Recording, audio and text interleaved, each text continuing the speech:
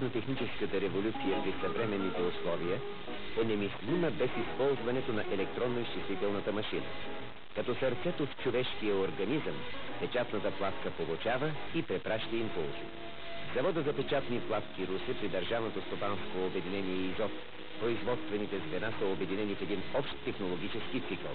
Разкрояване, кантоване, щанцоване. Щанцоването на технологическите отвори се извършва на ексцентър преса. Технологичните отвори служат за базови отвори при следващите операции.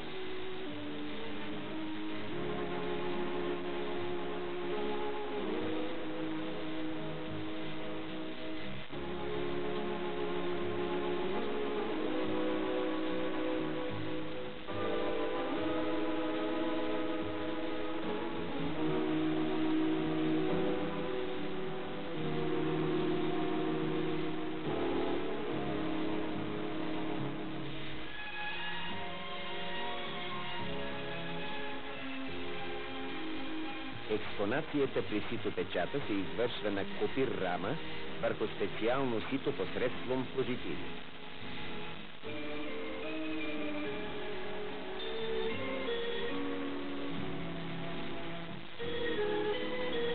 Извършва се нанасене на схемата на токопроводящите шини със специално мастило.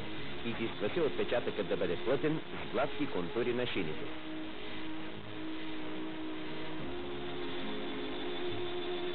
Всички места върху повърхността на печатната платка, които не са защитени от мастилото или благородни метали, се разтварят със специални агресивни разтвори. Получава се очертаване на контурите. В процеса на работата концентрациите на реактивите се дозират автоматично. Контактуващата част куплунга на платката се посребрява и паладира. Това се извършва във вани с подходящ електролит. Отложеният слой метал е в размер на микрони и се контролира най-строго от експрес-лабораторията към участъка. Ето още един отговорен процес – пробиване на отворите. В завода за печатни платки в Русе той се извършва от машини с програмно управление.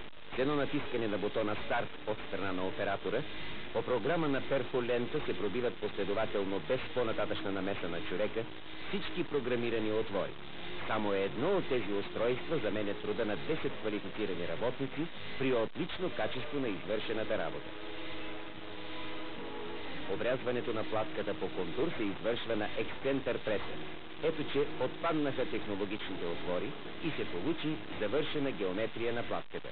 Премахването на офисния слой върху фолиото и осигуряването на блестящи повърхности създава предпоставки за качествено изпълнение на слойките. Тази най-важна операция при производството на печатни платки. На мястото на щифтовете, които сега служат за свързване на съответни шини на двете страни на платката, в скоро време в завода ще бъде внедрена метализация на отворите. Ето един момент от производството на платките, който е осезаем за окото. Броят на тактовете е в зависимост от броя на операциите. Всеки работник извършва операции по време на един такт. Работниците на завода са високо квалифицирани. Постигнато е добро качество на работа.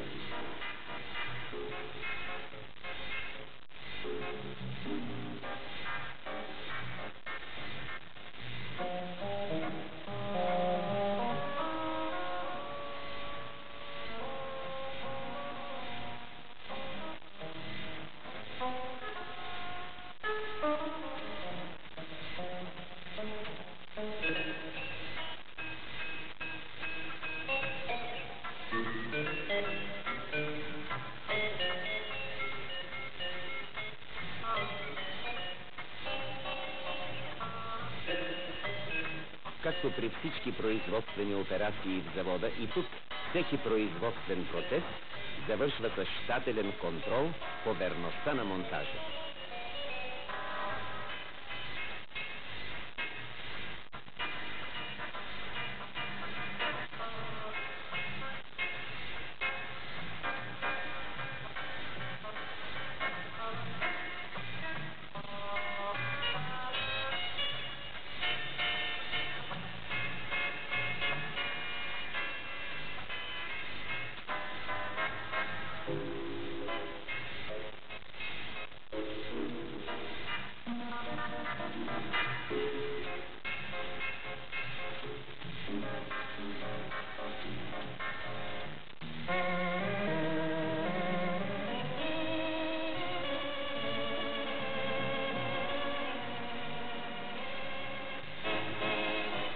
запояването на наредените с елементи платки основна роля играе машината за запояване.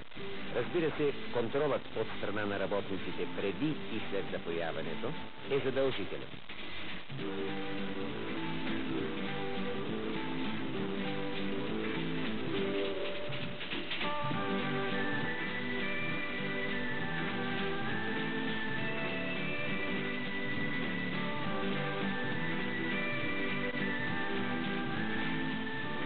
Навсякъде в завода, където има опасност от окисляване при докосване на платките с ръка, се работи с ръкавици.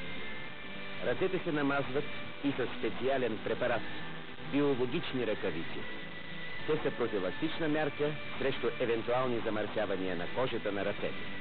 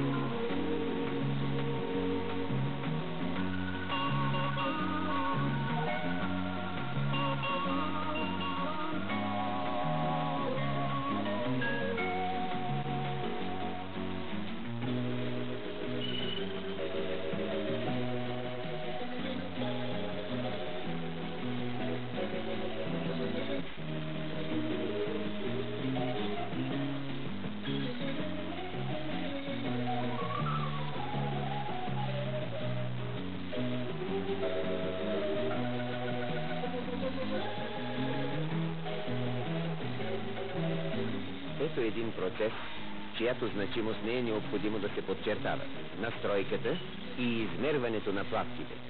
Високи са изискванията към електрическите параметри на платката.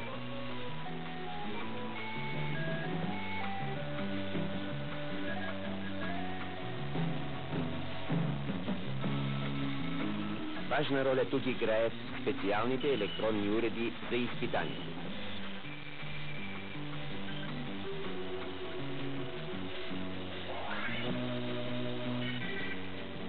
Запазване качеството на платките, техническите им показатели се осигуряват чрез измиване с специални разтвори и консервиране с устойчиви лакове.